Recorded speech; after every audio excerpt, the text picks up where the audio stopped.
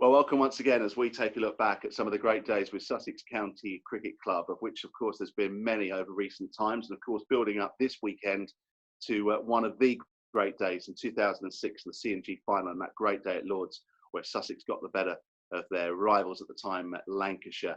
And in living with that in the next few weeks, we're going to talk to one of the key members of that side in the form of James Kirtley, and a bit about his career with Sussex, which, of course, stretched some 15 years. And of course continues on in the modern era with his role as a bowling coach. So James, welcome along. Thanks for joining us. Bizarre times. How has the lockdown been for you, first of all? It's been a bit of a mix, really. I think having sort of been in Cape Town with the lads, building up for the season, that sort of excitement, anticipation, all for it to be rapidly popped like a balloon to literally returning on the Friday and then into lockdown on the Monday. So the sort of contrast of the excitement and anticipation you have pre-season to, oh, this isn't going to happen. And then, you know, the reality that, oh, it's not just going to be 3 weeks, it could be a little bit longer. So adjusting to that, homeschooling via Lego and Star Wars has been pretty much my forte. But I've had a chance to get out in the garden a little bit and trying to build a bit of an outdoor kitchen area and pizza oven. So trying to learn some other skills, but yeah, a bit of a mix, but good to start. You know, there seems to be light at the end of the tunnel, and certainly being back at Hove now, preparing Jofra, Ollie and CJ. It's nice to get the grass back under your feet. Absolutely. We'll perhaps talk about a bit more about that towards the end. But let's go back to your career and back to 1995 when it all started for you, and indeed beyond that, because obviously you came into the game fairly late. Tell us a bit about what you were up to as a child, because obviously we know your family links, and in later years, of course, when we went to Eastbourne with the family ties there and the Saffrons. But tell us about what it was like as a kid and how you first got involved in cricket. To be fair, cricket was probably one of the last sports that I properly got into. You know, I was lucky. Dad was a PE teacher, so you know, sports sort of was around all the time, and you know, whether it didn't matter what season it was, you'd be playing it, and that was great. And I was active, and that was the key part. And you know, I enjoyed it all.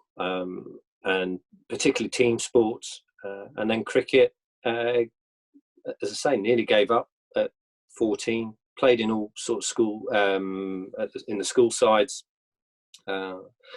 almost gave it up, wasn't enjoying it, wasn't getting too much of an opportunity, was going to give up, phoned Dad up and said, I want to give up cricket, do athletics. He said, no, stick with cricket.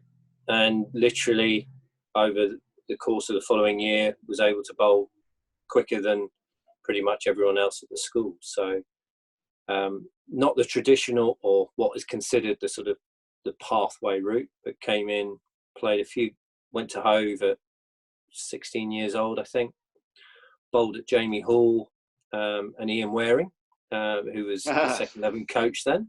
And I'd like to do that now. Yeah. And then it actually was on that fateful day where I think the record number of runs was scored in a 4-day game with Essex down there. So I should have realised that I could be ending up bowling on one of the flatter pitches around England. But a memorable day at sort of 16 years old, then played under 17s, young cricketers, and then quite soon played in the second 11 and then was signed in 1995. And of course, 1995 was actually around the time I started watching the club. You had the likes of Alan Wells, Franklin Stevenson, Ian Salisbury. I'll even mention Neil Lennon because I might get a drink out of him. But, you know, some great legends of Sussex cricket and at that time. And that was all about to change. But at such a young age, they must have been names you looked up to. They were. And, you know, my involvement, as I say, you go back to the NatWest final.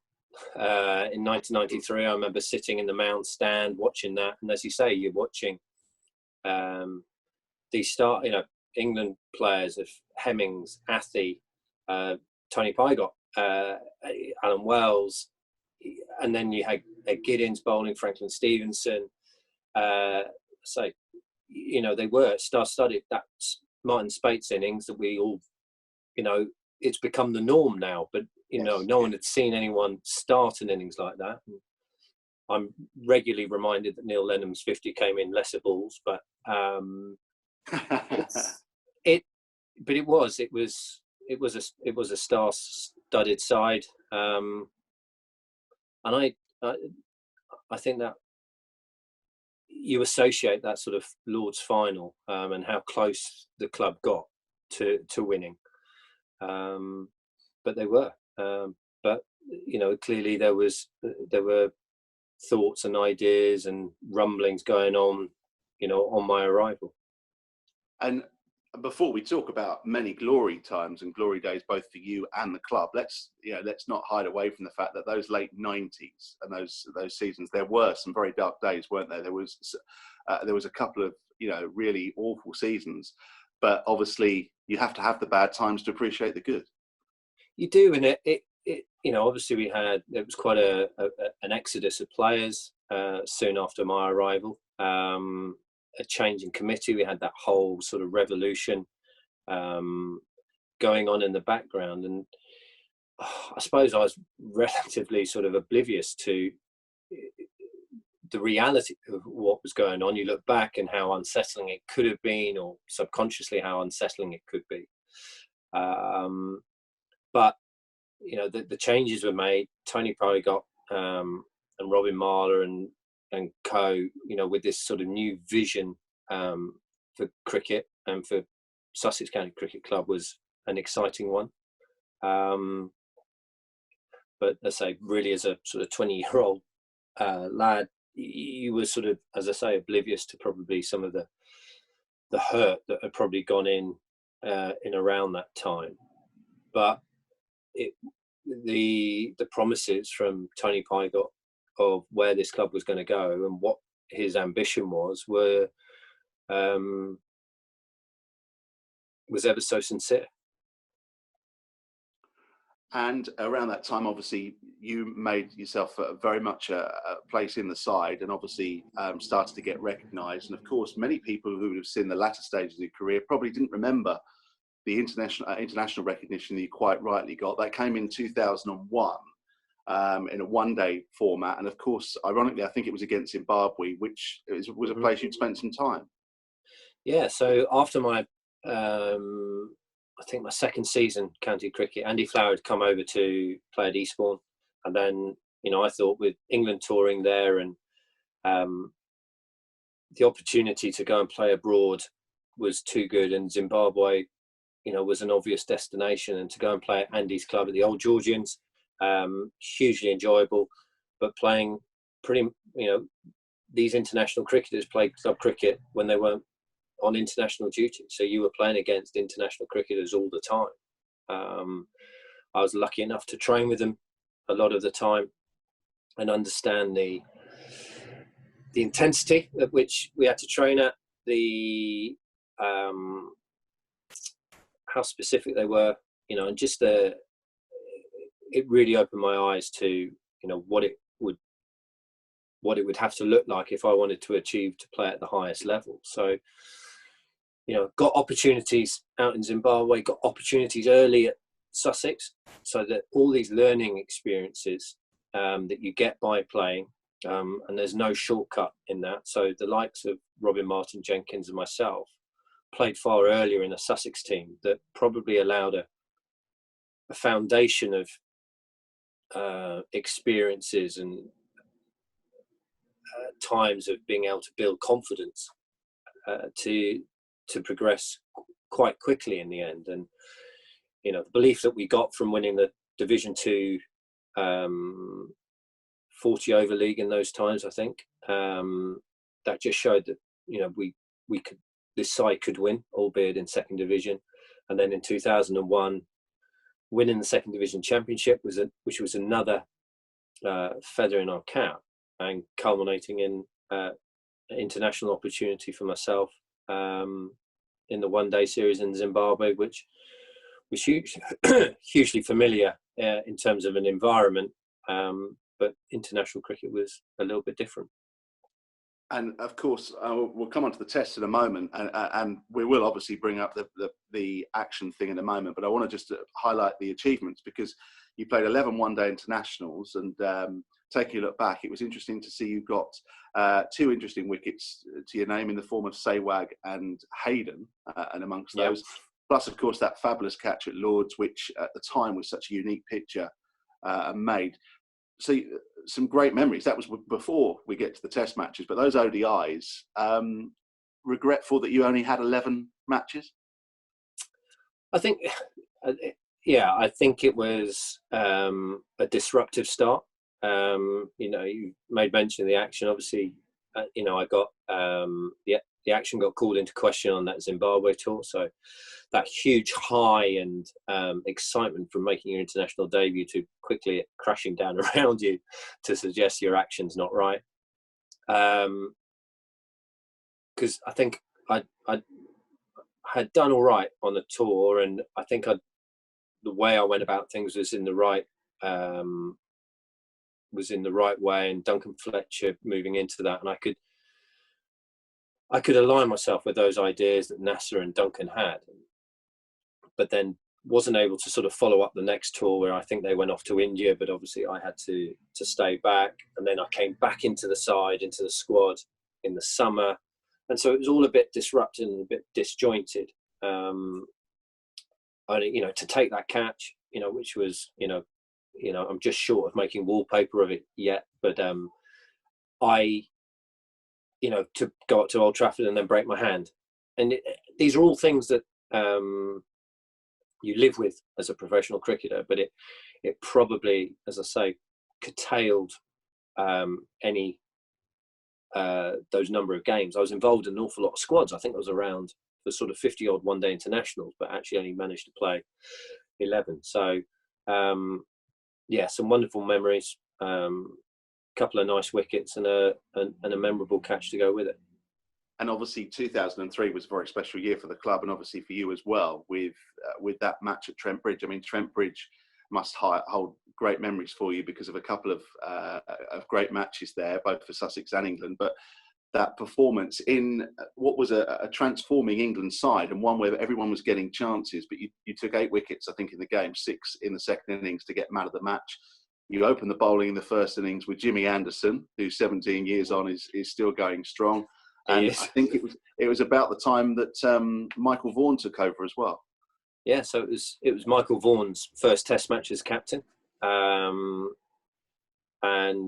it had been that there was that move that we look back now and moving to this side, transforming to this 2005 Ashes side that sort of came about.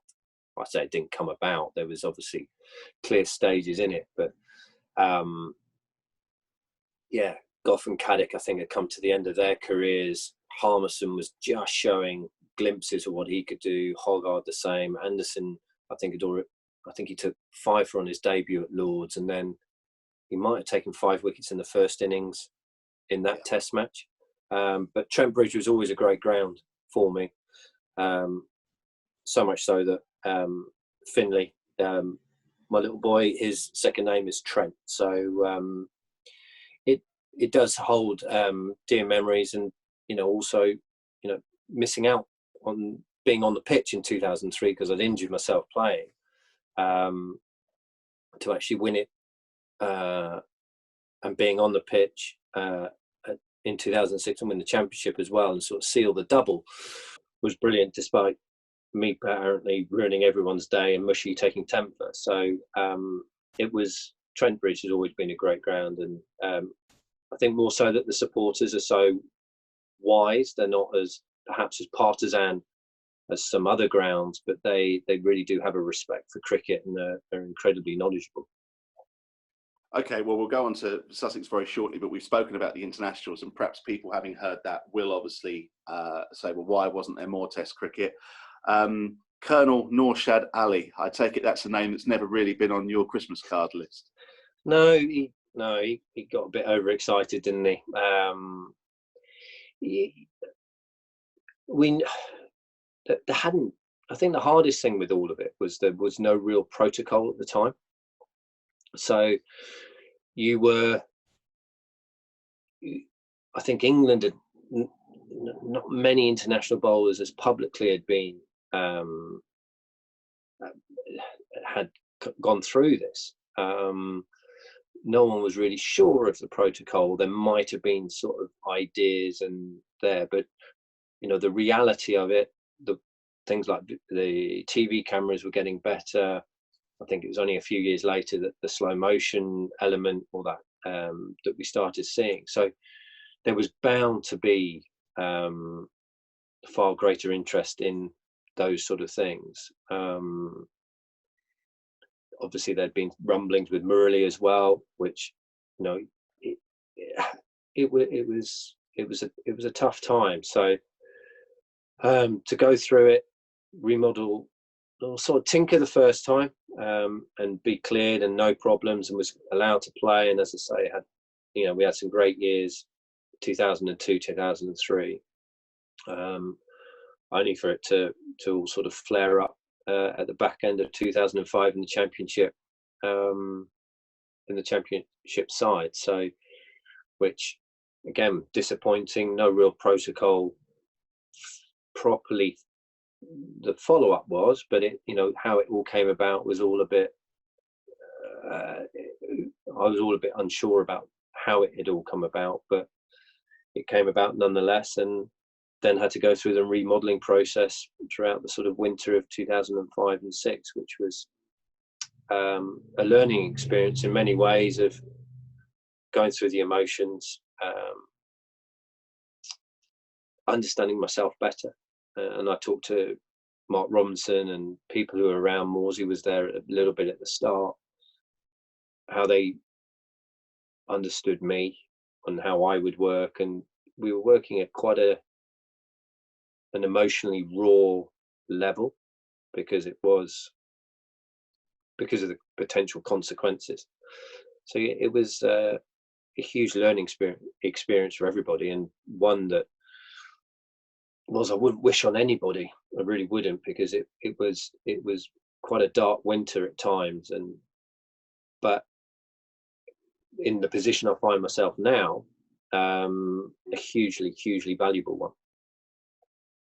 And obviously, it's one of those things to have that tarnished, whether it's found legal or not. It's something that you had to put up with for the rest of your career as well. I mean, I did many games on away grounds with Sussex, where you would get grief and fans would call out. That must have been something obviously you got used to, but it must have been huge to have to take and have on your shoulders. It was. It's a taboo, isn't it, in cricket? Whilst I can understand the questioning the legitimacy of my action, and yes, it was proven to be flexed by sort of, I think, just 4 degrees over. I mean, it's not even the difference between the difference in a second hand on the clock, which is 6 degrees. You're talking, the margins are tiny, but nonetheless proved illegal. But I never felt I was getting, and I never consciously, and I know I never consciously tried to gain an advantage from it. It was just how my body was moving at the time. So I didn't feel I was trying to gain an unfair advantage. And in fact, looking at the way that everything moved, there were plenty of people who said, well, actually, it's probably doing me a disadvantage, the way the movements were going. There's actually leaking energy away from the target as opposed to the target, which ultimately, as coaches, we're all bowling coaches, we're trying to get as much energy to the target. And actually, a lot of the flex that was going on was going literally across the target. Okay, let's move on to other things. Around that 2003 time, obviously by then things were happening. I want to talk to you about a couple of people that would have been huge parts of the side and your career, in the form of Peter Moores and Chris Adams. Yeah. Two, large people in that whole build up. Peter, had been around the club. He when I started, yes, he was wicket keeper, and then he was, I think, player coach, and then he was coach, and gone through all these sort of shapes, forms, and titles, and having to deal with takeovers and coaches coming, coaches going, captains going, us finishing bottom in a terrible year of 2000, trying to rally the troops after that, and question. I think there were questions at the end of 2000 on Pete and Chris, and I was very I was vocal in the fact that I didn't think it was fair to pinpoint it on them, and then we started seeing the movement. So for me, Morsey, his, whatever anyone wants to say about his coaching at England level, in terms of an actual success, I don't think it fully reflects the quality of the coach. He is the best coach in England. I know it's hard. I know plenty of people won't agree, but the number of players that go to him or pick up the phone, and even as a developing coach myself, I'll be picking up the phone, or if I'm going up to Nottingham, I want to catch up with Pete. He will always give energy. He will always give advice, and he knows me so well. So he would always challenge me. So as a bowler, when I was playing, it'd be an off-the-cuff remark of, well, you want to play international cricket, but you don't have a seam-up slow ball. And that would be it.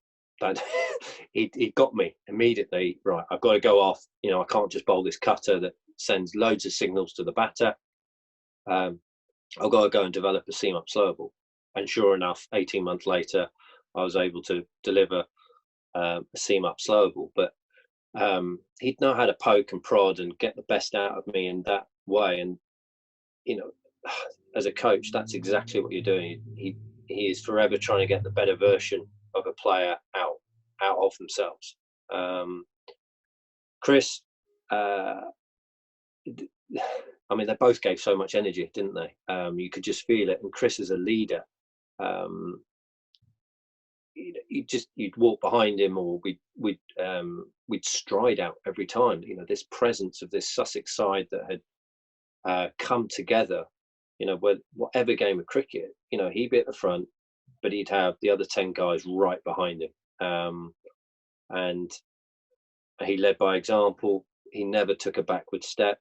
As much as we probably can laugh about it now, but even the times when there were, tempers flared and we were playing at such a high emotional level, but he was there at the front, and we were right behind him, and that's what you had as a leader. And of course, he was there for much of the part of your last part of the career, with of course much of the success, which we'll come on to. Just a couple of other points about that era. Obviously, hard not to mention the likes of Murray Goodwin and Mushy coming in. They played a key part, but they were lead roles. There was a few other players there that didn't get the recognition they deserved. But let's just deal with Mushy and Muzzer first of all, because they were two characters, and of course helped transform things. It did, and Murray first, wasn't it? And who came in and had obviously had the taste for international cricket and had played at such a high standard, but his desire then to score runs and to win games of cricket, and he wanted to enjoy himself on the way, but he showed an intensity, and it wasn't for everybody.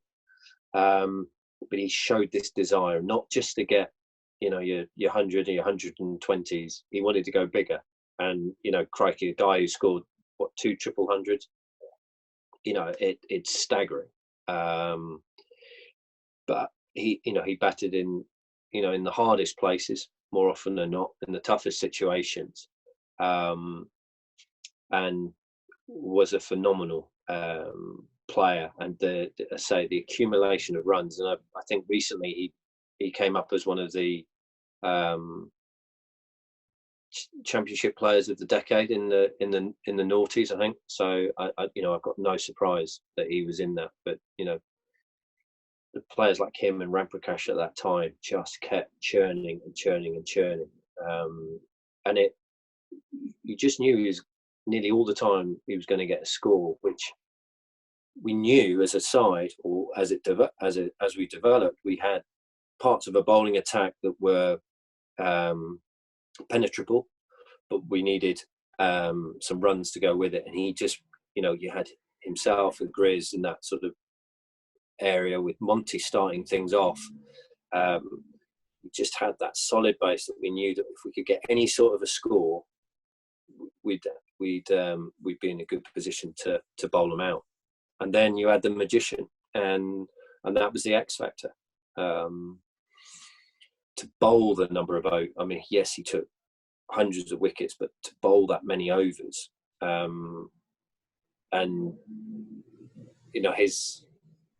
he worked hard. He had to be fit, and he worked in his own way. And I'm sure he was a bit older than perhaps he let on, but he did it day in, day out, and again showed a desire to win, a passion for cricket, which you'd have to do to bowl that many overs. But what Mushy gave brought a love within the team, and he could take all those wickets but make you feel that you'd had the greatest day by your performance. And we started as a culture to have this desire, this belief to win, and then this care for one another on, it wasn't your own performance, it was the team's performance and other people and how they contributed. And it developed an empathy and a care amongst the team that he brought as much off the field as his wickets did on the field. And actually, in the final, which we'll come on to a little bit later on in 2006, was actually typical, because it wasn't star-studded performance, but he put the brakes on, and even when he wasn't taking the wickets and putting the magic on, there was always pressure on, which allowed somebody else to do it. And I think for those of us that witnessed a lot of those championship games, yes, he took so many wickets, but when he wasn't, there was pressure. I don't think I've ever seen a player in a segment of cricket where nothing is happening and he would come on, and no matter what, something would change. It was, and it was classic, wasn't it? I think him and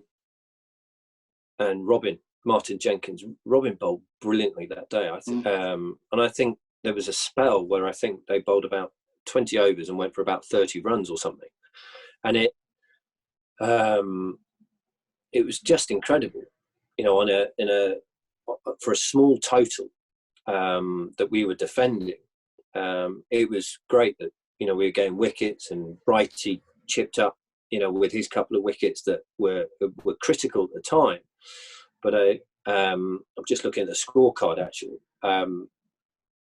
So Robin bowled his 9 overs for 26, and Mushy his 10 overs for 19. So 19 overs 35 in that middle period.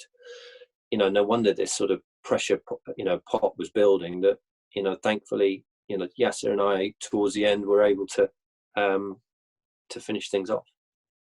We're itching to get to that, but I could ask you questions all the time. One other thing I just want to mention before we go on to more successful times, because it's a player that often gets forgotten, and you and him had a formidable opening partnership with the new ball, Jason Lurie, who many don't mention in this era, but what a great bloke he was and still is, and what a great part he played in that success.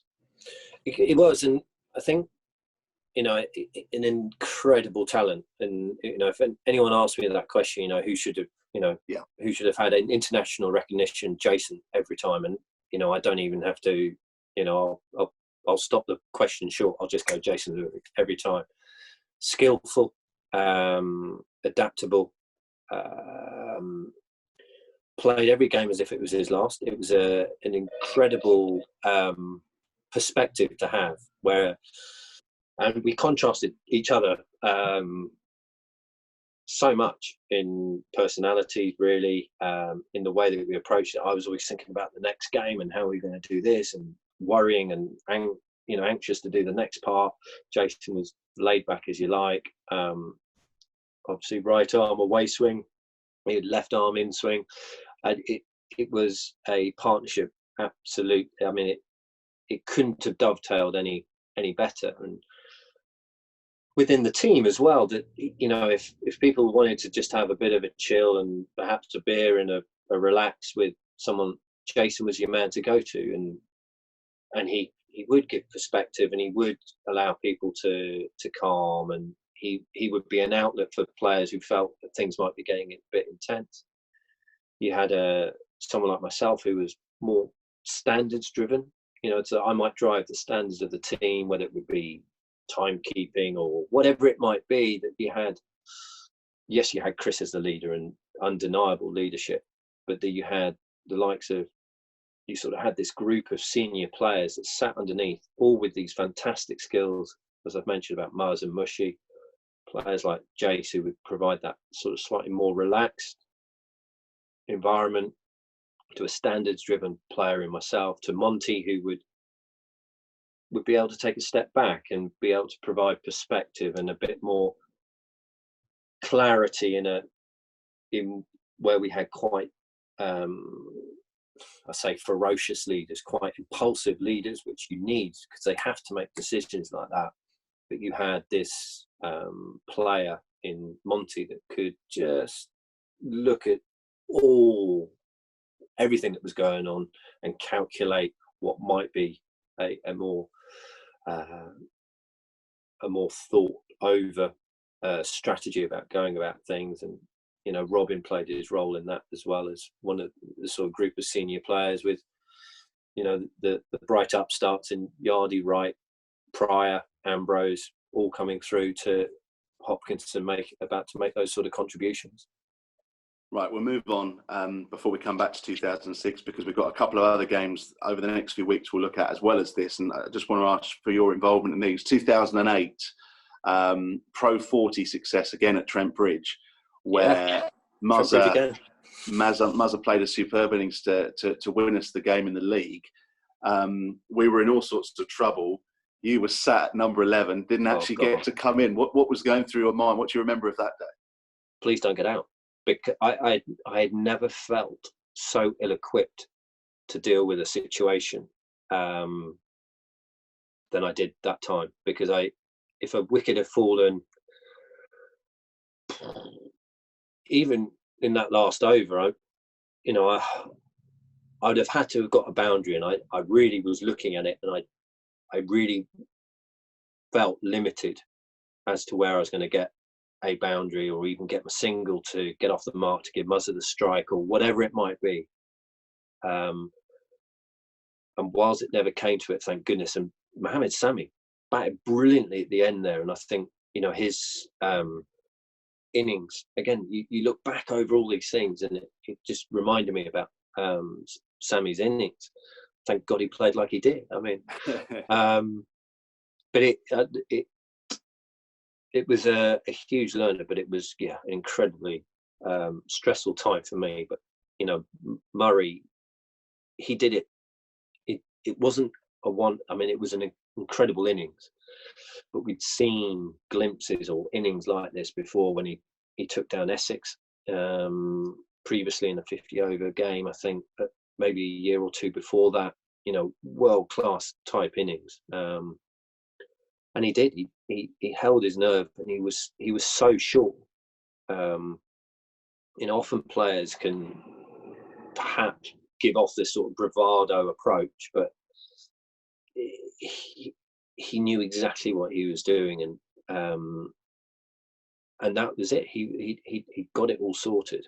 And as long as someone was able to play that supporting role, which I say a few people did down the lower end, but Sami did right at the end of it, was a truly special innings. And to watch that ball sail over at the end, yes, relief to win a trophy, but personal relief was enormous. Well, that was 2008, and for those that don't remember, it was a Pro 40 game which was league basis, went down to the very last game of the season, and it was winner takes all, Sussex against Notts, and you'll see that in a week or so's time, and we'll get Murray's view on that match. And also another one, 2009, where by now Robbo was well and truly at the helm, and obviously Yards had taken over as well as captain. 2009 was a formidable white ball season. Sussex were clearly one of the best sides in the country, if not the best side, with another disappointing trip to Lords, which was disappointing with the result, but showed where we were. But that season, absolutely formidable. Again, winning the Pro 40 and obviously the T20. And by, of course, that stage, you were getting to the stage of your career where it was white ball, where you were specialising. Yeah, and it's great because you had a desire. I think Jason was just, I think we were basically job sharing at that stage. But what was great at that time was that you had 2-3 players that were white ball predominantly in the side, and we wanted to win. We were winning trophies. We knew we were a good side, so we were able to provide that energy to those guys that were playing virtually day in, day out, which is what county cricket is. We could come in with that energy, and it was so important for us to provide that so that we could drag a Murray. Not that he never really needed to be dragged, but we could just add that little bit of impetus to the side to say, well, hang on, guys, I know you've got your championship, but this is the one bit of cricket we've got. We had a responsibility to bring energy to it, and to have Dwayne Smith, a fantastic acquisition. Moreover, because it's fielding. I mean, crikey, it just blew your mind that he'd regularly get this run out every so often when we needed it, when teams severely underrated or underestimated how quick he could get to the ball and how hard he could throw it. Again, Rory Hamilton-Brown breaking through and playing crucial parts, and seeing a change in righty taking a bit more of a stand in the side, Yards leading it. Joyce had joined us. Trying to think who else was in that. Hoddy was behind the stumps because Matt was obviously busy. Joe Gatting was in. Hoppo was still around. It was everyone was playing. It was a dynamic side. It was, and it was the dynamic in it.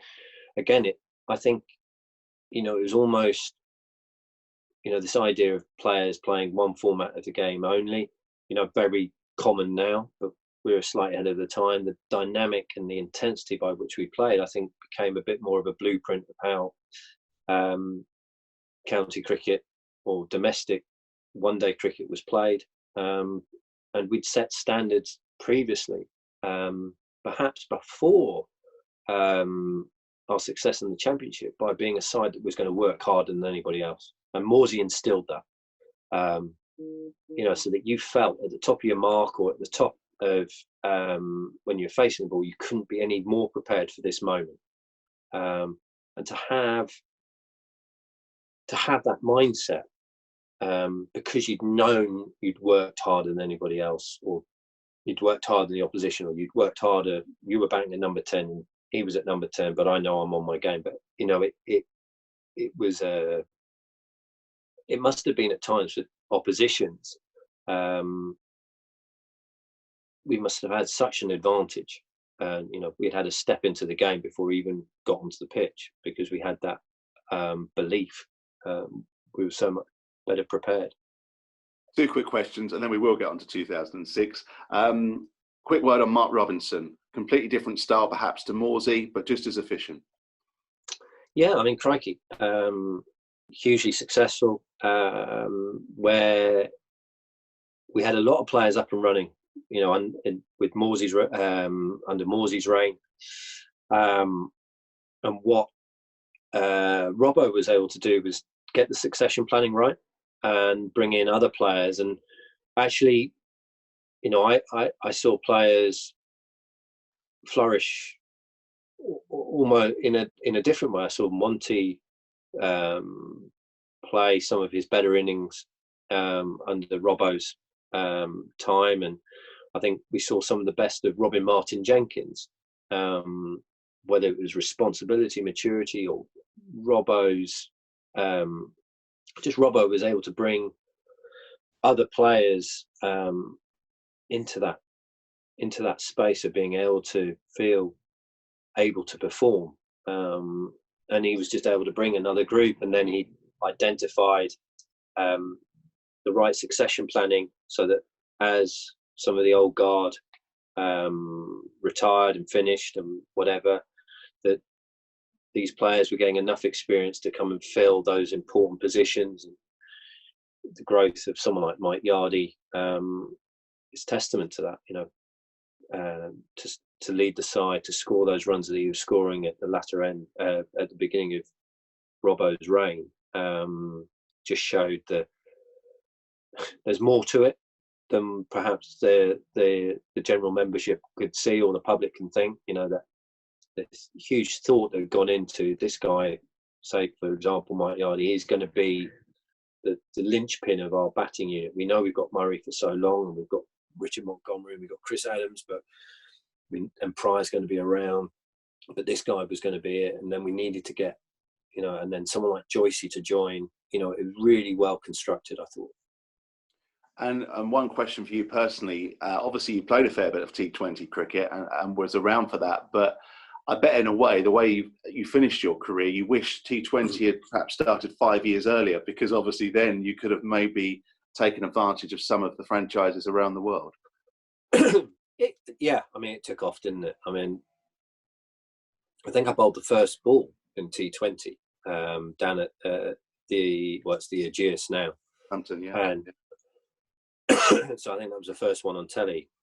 And then to go over with the England side to that World Cup in 2007, then watch India win it, and then to see this game just snowball and evolve. And there it was, the IPL 2008, us in the Champions League, having won that from that 2009, we went off obviously to India which was such a shame. We didn't do ourselves any sort of service, but it was such a great idea, concept of having this Champions League, and I'm sort of sorry it didn't get better legs, but it was a fantastic experience to play against those other sides and to play in India. But yeah, then India took over, and you never know that if these franchises had come over a bit earlier, who knows? But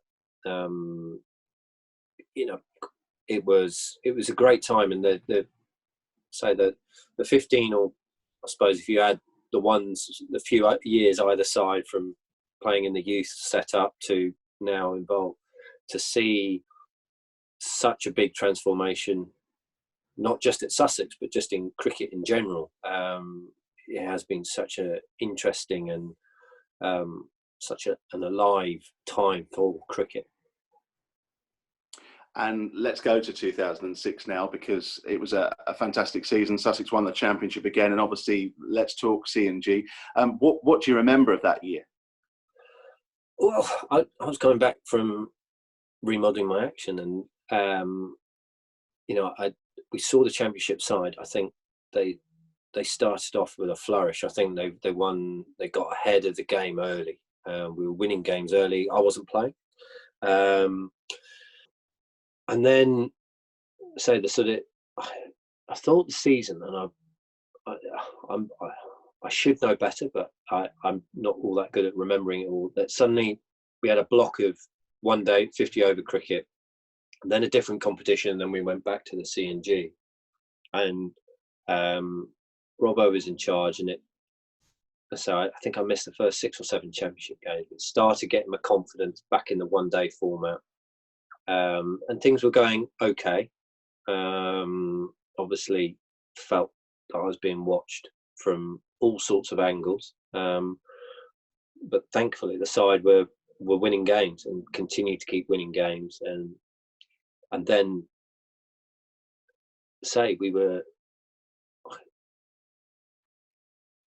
we got ourselves into a position, because I think it was done slightly differently, wasn't it? Because it wasn't a knockout. It was done by a league. Two leagues, And top two sides, yeah, just went straight to the final. 9 games. Sussex and Lancashire both won with 7 wins. And one thing, rather stupidly, the one thing I remembered about the qualifying was the last game at Arundel against Gloucester, which was horrific. But Sussex had already qualified. we do it, yeah. Yeah, and so they were through. So, and the other thing I remember about it, and just really clarifying what you said, or to back up what you said about the Dwayne Smith in 2009, Rana played in the early stages of the group stages, and of course Yasser then came to the towards the end.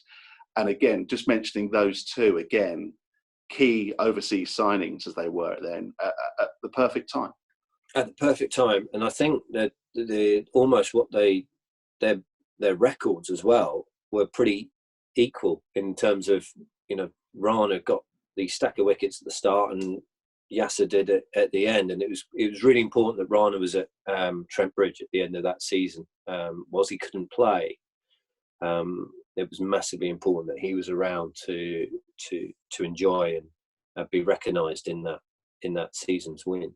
But they were incredibly skillful, and with sort of Mushy's tutelage and sort of guru status that he had, not only were they developing, but, you know, for all us, for Jason, myself, Robin, for all the bowlers developing underneath that, learning these skills that they had, because they had to find skills. So the environment was so good for learning, developing.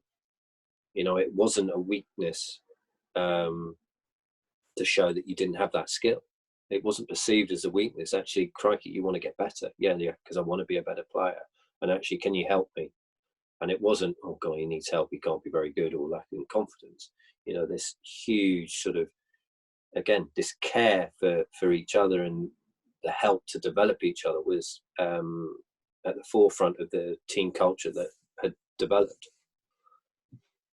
On to the final then. Sussex and Lancashire at the time had some tremendous battles. I remember a championship match around that time, absolutely compelling watching with the stars that were on show.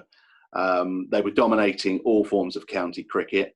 It came to the final, a Lord showpiece, and great support from Sussex. I remember that from the day. What do you remember about the build-up to that? Lancashire won the toss and decided to field, incidentally. But what was the build-up to that particular match? Well, we obviously, I think we played in a game over at Essex or something 2 or 3 nights before, and I think, and then we went to Lord's, practiced the previous day, and we played a bit of football, and things were quite relaxed. And then the next morning we woke up and it was raining, and it was, you know, we arrived in the rain. And I remember this coach trip from Maida Vale, and this, you know, I certainly hadn't, I'm sure I wasn't on my own, but we hadn't sort of put this into the equation. You know, we were going to turn up this time, we were going to do this, and this, and are we, aren't we, you know, and it didn't interrupt, but you could tell, obviously, it was perfect Lord's bowling conditions. And I was adamant we were going to bowl. So much so that I do remember, even at the toss, and I was watching, because in that dressing room, I always got a little seat right in the corner into the window, and I was looking, and I was adamant I'd seen that we'd won the toss, and I assumed that we were going to bowl. It was grey overcast. It was absolutely, you know, you couldn't ask for better weather. And I started getting ready until I'm looking across and I'm seeing, I think Matt was getting ready, and he's getting ready to keep. And then he started putting on his thigh pad, and I've literally had to check myself to realise that, no, actually, James, we're batting. But I'd got so zoned into this idea that we're going to bowl, or I'm going to bowl, or whatever it was, that I completely missed any of that information. None of that information really sinking in. So, yeah, incredible raw when the lads went out. It was, like you say, the support was incredible. And we were in the home dressing room, and I think a lot of the Sussex players, Sussex tickets were all down. If you look from the pavilion at Lords. I think of the vast majority of the Sussex crowd and tickets were that right side, which is the home dressing room, and the away team Lancashire were all down that side. But you could sort of see this literal wall of sound. Just, you know, we sat there just trying to chill out now that I knew we weren't actually bowling. And yeah, incredible atmosphere and crackling. Honestly, it was the original, that crackling atmosphere that you get. And didn't get off to a great start, did it? Because Monty got run out for 1, 4 for 1, 46 for 4, and 78 for 6. It was an innings that never really got started, but what turned out then to be crucial runs from Yards and Yasser. Again, you know, in Yards, you knew what you're going to get. I mean, crikey, I say I'm looking at the scorecard. You know, 37 off 96 balls. You wouldn't fathom it now in one-day cricket. You know, Chappell, Cork, Mahmood, you know, fantastic with Hogg and Smith coming through, and with Murali Kartik as well. And the ball was moving around, and you know, Yards was able to see it out, and he posted the total, and with Yasser's more conducive sort of 37 off 43 balls, it was that more akin to sort of the one-day cricket we'd seen. But the conditions kept changing as well. You know, you could suddenly it would get a little bit brighter and things looked a little bit easier, and then the clouds would descend again, and suddenly another wicket would fall out, or I think was there another run out at some stage, and then a dodgy. I think Robin was given out. Was he? Yes, it was. Don't worry, we'll talk about the umpiring in a second, because it was a very, very tough game to umpire. But I think Muzzer may have been run out from memory as well. I can't remember, but it was really hard stuff, and you just felt that you never got going. Yeah, and it was just strewn with little mistakes, and then I think Righty got stumped, didn't he? Which, you know, it was fine. Righty was always going to play in the way that he was going to play, and then taken a bit of a leaf out of sort of Yasser's book, I think, and was going to play positively, which at that stage worked for us. But it was run outs and people diving into creases and bats being thrown left, right, and centre, and whatever it was, and it was not the easiest of atmospheres, and found ourselves in quite a what probably 172 all out, didn't look great.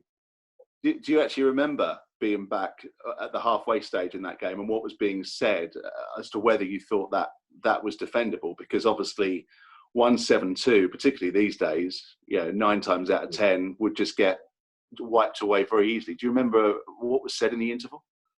Well, I do, but from the film Time for Heroes, and Barney Douglas and Chris Pickett, actually, they did such an amazing job to capture that year on that incredible DVD, and they were very much part of the team. With some of the advice that they watched a lot of cricket, they got an incredible feel for the team and for individuals. But Yards had been out there the longest, and he's probably one of my closest friends in cricket, and you could see he had this steely sort of belief, and he'd been wound up a couple of things that had been said and whatever else it said, and he said, look, it's not easy out there. If we get it half right, he said, I'm not promising. He didn't get too carried away, but he said, look, there's enough here if we're disciplined enough. So it wasn't like, he said, look, it's not like we're going to definitely win, or if we get it right, we'll do this. But he was suggesting, look, it's not going to be this walk in the park that they might think it is. We started to create the right belief, and then I think Grizz said, he said, look, if we win today, they will talk about this day for the rest of Sussex history. And in terms of rallying calls and Churchillian type pitches, and it's on the video, and I can't get it verbatim, but it was just one of those moments you just thought, yeah, do you know what? Here we go. We we've got very little to lose, but if we can just keep our heads, then we're going to be in a really good place at the end of the day. And did you still think that after competition leading run scorer Mal Lloyd had swept you into the grandstand for 6? It was priceless, wasn't it? You just thought, the ball was just moving around a bit. There was a few oohs and ahs, and then suddenly Mal does what Mal does, and we'd had the man positioned. So Chris Pickett had, we'd done a lot of research into the shot. We knew this was something he was likely to do, and we'd worked out that our fine leg had to be a whole lot squarer to cover this angle of this shot, because he didn't really go down to fine leg where I would ordinarily have it. It was a lot squarer, but it didn't matter because it went 10, 15 rows beyond it. But we'd done our research. It was just that side was much shorter, interestingly, and I think it played its part at the end of the innings, of which end we had to bowl, and which areas as bowlers. I know towards the end I had to try and get Corky off strike, and that I had to spear it into that side so it would go into the long edge, where we had a chance of getting him down the other end, as opposed to risking the short edge, where either side of that fielder it could have gone for 4. Moving on to 27 for 1 with such a low chase, and Lancashire just starting to set themselves, came probably perhaps the key part of the day, certainly from a match-changing point of view, with Astle and Law in consecutive balls, 2 world-renowned players at the time. First of all, what do you remember of the Nathan Astle dismissal? It was interesting that I'd hit some rhythm, and I was bowling from the nursery end, which I always liked, because technically my front foot could always come across myself a little bit. So from the nursery end, the slope goes down away to your left, and that allowed me to get really good, clear pathway. And I kept, as you do it, or every bowler does it, I don't care who they are, every fast bowler does it, was just keeping an eye on the speed out. And I could just see that my speeds were all right, that they were sort of mid-80s, which was good for me. And I could just see that things were starting to go, although nothing had happened. But yeah, then the ball started going against the slope, and I think Nasser's a big believer actually on anyone who can move it against the slope at Lords tends to find themselves, they can get in, batters slightly topple over, especially early in their innings. They're trying to cope with this slope, and I was able, the odd ball was just running back, and yeah, thankfully for me, all three, actually I think all 3 of the dismissals, the ball went from really good areas but ran back up the slope, and yeah, thankfully the finger went up at the other end. And that getting Stuart Law out, who had been such a thorn in our side in all cricket, he was very much the guy that Lancs batted around. He was the talisman in their batting lineup, whatever you want to call it. He was it, and a fine player. It was averaging probably about 112 against us at that stage, I think, in the last 3 or 4 years. But to get him first ball, albeit luckily, it was just the belief that we needed. And again, I think you see yards in the footage, sort of pointing the finger, saying, "I told you so. I told you so." I think it's going to be difficult, but I think I remember it from the highlights. But it will be interesting to see. Watch yards.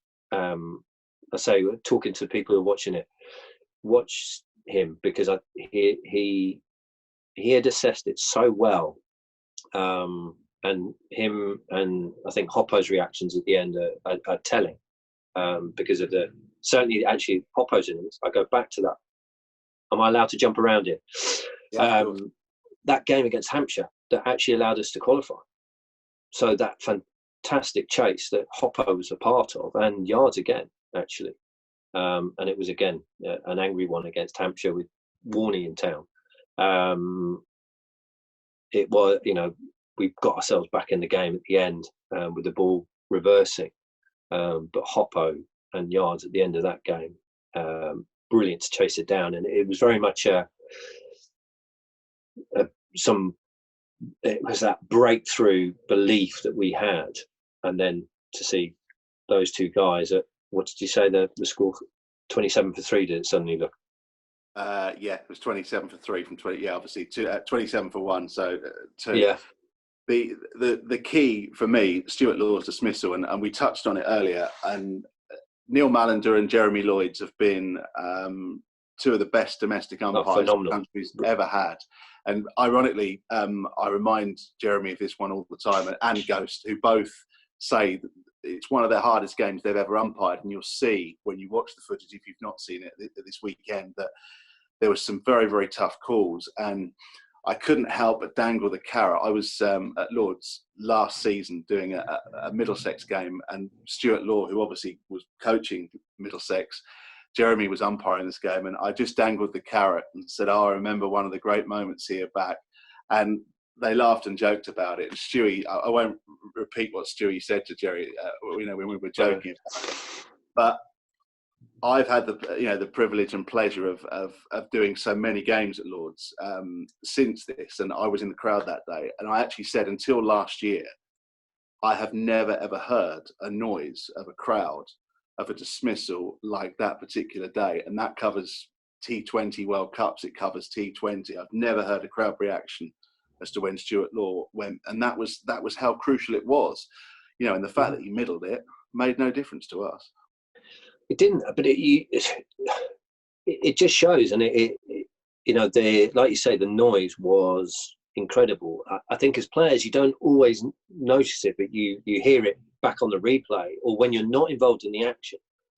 And it'd be interesting to see what happens this summer if we do play behind closed doors, what ideas grounds have for this to try and potentially recreate this environment. But I think Sussex members and supporters had so often seen Stewie Law have 100 against his name, as opposed to out for a first ball, that no one was really worried that side of the ground, whether he might have hit it or not. But it was the raw, and the reaction of all the players. And I think I probably followed through longer than I've ever done. I think I met Matt.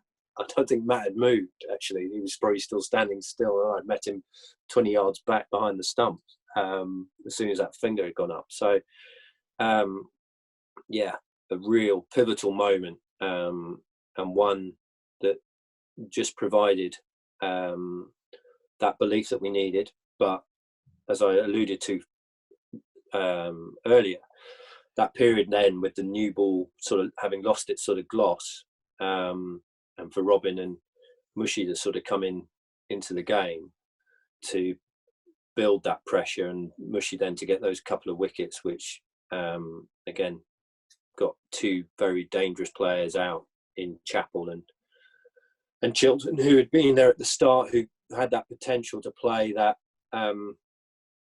innings that Mike Yardley could have played, that Mike Yardley played. And obviously, you came back towards the end. Things were tense and tight, and as I say, Dominic Cork was certainly a key factor. And everybody knew what he was capable of at the time. You ended up taking 5 wickets. What do you remember about the second spell when you came back on? Just the tension, I'd imagine, of how close things were. The tension was there, and you knew that if anybody was going to have this combative belief, Corky was the guy. I think he was fed up with Sussex winning games. He'd seen it in different ways, and I think he obviously got his retribution in that other visit to Lords we had a few years later. But they always had a chance with him at the crease. And he'd been in those positions, and there was enough time left in the game. It wasn't as if he had to take any risks. And so how we bowled at him was critical. Yes, of course we wanted to get him out, but we backed ourselves against probably their slightly lower order batters. And I say, after Monty gave us a bit of a heart attack, dropping that simple one at mid-on, managed to get Carl Hogg in, which meant that we had Smith, Mahmood and Kartik, I think, to bowl at and to figure out how we were going to go about things. But it was tense. And gosh, we mentioned the umpires, and like you say, they're two phenomenal umpires, but they didn't have any of the support that there is now. And it's worth remembering that they didn't have. I don't even think there was a third umpire all those days or anything like that. So I think that only came in the following year in domestic cricket. So you talk about the environment, the atmosphere, which was electric. But coming back from the pavilion end, the ball was just starting to reverse. But I remember one of my first early balls getting driven up the ground, I think by Tom Smith. He might have just hit me straight back up the ground, but it had shown a little bit of shape back into the left-hander, and I thought, okay, at least I know that the ball's reversing, or got some. It wasn't in the big traditional shape, but I knew there was some lateral movement, and I thought, oh God, I better go well here, and then was able to, I think Corky speared one in to go to the leg side to get Carl Hogg, Tom Smith back on strike, and managed to get one again just to go against the hill, against the slope. So swinging it back in from the pavilion end when the slope goes away to your right, slightly toppled over, I managed it to get and straighten. And then Yasser, we knew what Yasser could do. And again, we were manipulating Corky, trying to bowl as many balls as we could at Smith and the guys, throwing ourselves around, keeping the field up, creating the pressure, which just got too much for Saj Mahmood, who I think probably would reflect on the shot he played as probably not one of his best. And, that saw his demise. And then, just to take the final wicket, again, Corky off strike, we managed to keep him away from the action, and bowl, and then get Murali Kartik out, and the celebrations began. And your celebration at the end of that was quite iconic. Obviously, you went on to play for a few more seasons, but I think that 2006 celebration, a picture that was seen many times, you could almost see the relief on your face of what you'd been through and how you'd come back from that. And you must look back on that as one of your great moments. Absolutely. On a personal, yes, you can have all the personal bits of all the goals that you set yourself to play international cricket and do all those. But on a personal level, to know what had gone on those virtually 9 months, the feeling of redemption, in a way, almost the feeling that I'd paid back the support that the club had given me, supporters, you name it.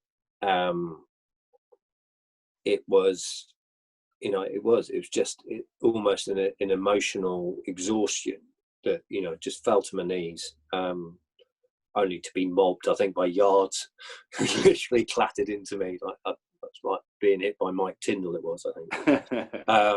To then find myself sort of disappearing under a mound of bodies. But all I remember shouting is, "We did it!" or "I did it! We did it! We did it!" And it was, there was obvious emotion. I think it's quite clear in some of the images that you'll see. But for all of us, the rushing around, it was just pandemonium. It really was. And I think Nasser's commentary, do you get the commentary as well when we get this? I think we will. Yeah, I'm sure we will. Yeah. Nasser's, he's so good at it, isn't he, at capturing those last moments. I think he captures it brilliantly, yet again. And do you remember much about the celebrations that night that you can repeat? It's a bit more tricky now you're back with the club, because the others that we do, they're not connected anymore. No, we'd got to. It was important to enjoy our wins, and I think what I learned for probably the last third of my time at Sussex was that I probably didn't always afford myself. Yes, I enjoyed it, but I probably didn't always afford myself to properly let my head. Yes, it was a C&G final, but we'd found a really good way of celebrating in a very respectful way to the opposition, in a very caring way to those amongst us. And I know you wandered up, didn't you? I think that Frank wandered in at some stage, Bruce Talbot, people that had been around, Barney, Chris Pickett, you name it. I think I provided the speakers for that day, and I don't think they ever recovered from the music being played through them. To the important reflection. Yes, you can get carried away, and so you should. But everyone having those moments of reflection and opportunity to think of key moments of the journey that we had as a team in that competition. Monty getting 100 in Ireland or whatever, or after bashing his head, to, I say, Hoppo's fantastic chase with Yards at the end of Hampshire, Yards' innings, Yasser doing what Rana did in the first half, Mushy doing what he always did, Righty coming in with all the right times, the right wickets, and Murray scoring an incredible innings against Essex. It was just just moments all along the line. Robin, continually this consistent delivery of performance. Incredible. So yeah, but important reflection, important to respect the opposition and who we were playing against, and to probably live in one of the great one-day games, albeit one of the probably lowest scoring. They chased those numbers in 2020 cricket now, let alone 50 overs. So different, but an incredibly memorable day. Well, we'll get to relive it this weekend. Very much looking forward to doing that. Thanks very much for your time. Just before we let you go, just tell us now, obviously, all these years on, back with the club, you touched on it earlier, bowling coach, but it must be great to be involved with some of the likes of Ollie Robinson, Chris Jordan, of course, Jofra Archer. Oh, three immense talents. Crikey, I'm incredibly lucky. I've got some of the best bowlers in the world. You tag on the likes of Tamal Mills, and in our one-day setup, Stuart Meek has now joined us, Mitch Claydon, George Garton, who I think is an outstanding player and will be a great bowler. He is a great bowler. He will deliver for Sussex consistently. There'll be many bowling coaches, I think, that would love to be where I'm working, but I'm the lucky one at the minute. Thoroughly enjoy my time with them. I think they're incredibly skillful cricketers, but more importantly, they've got their characters. They have the humility, a desire to learn, to get better, which really I can't, as a coach, I can't really ask for a better place for these players to be. So, you never know, they might get a chance to see how I used to do it if they watch this video in a week or two's time. Well, James, and we've probably gone on way too long, but it's been fascinating chatting. And of course, because you played such a key part in so many years at the club, and great pleasure to have witnessed just about all of those. And I'm sure many Sussex fans looking back will appreciate your time. So thanks very much for joining us. Absolute pleasure, Wooders. Absolute pleasure.